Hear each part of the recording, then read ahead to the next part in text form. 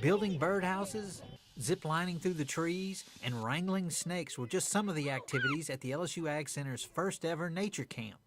Participants were introduced to concepts in forestry, fisheries, horticulture, and wildlife, along with the idea it's fun to be outside. Our goal of this week is to help these kids see that there is fun to be had outdoors and that it translates into careers later in life if they'd like it. Russell Harris brought 3 of the 60 snakes he owns to help teach the campers the differences between venomous and non-venomous snakes. He also wanted them to get over any potential fears. In the beginning of the presentation said they didn't want to touch the snakes and not to bring them near them, and by the end of the presentation all but one child either held or touched the snakes. It was obvious the campers not only overcame their fear, but they learned a lot about snakes and other outdoor hazards.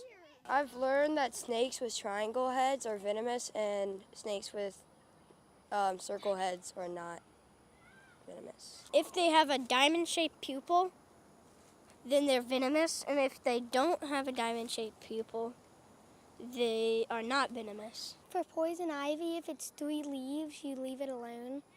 Having an appreciation for nature was stressed throughout the camp, and a key ingredient was mixing in some basic knowledge with a whole lot of fun.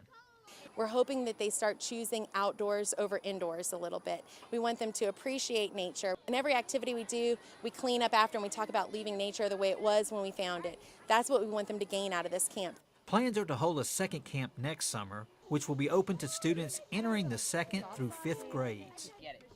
With the LSU AgCenter, this is Craig Gautreaux reporting.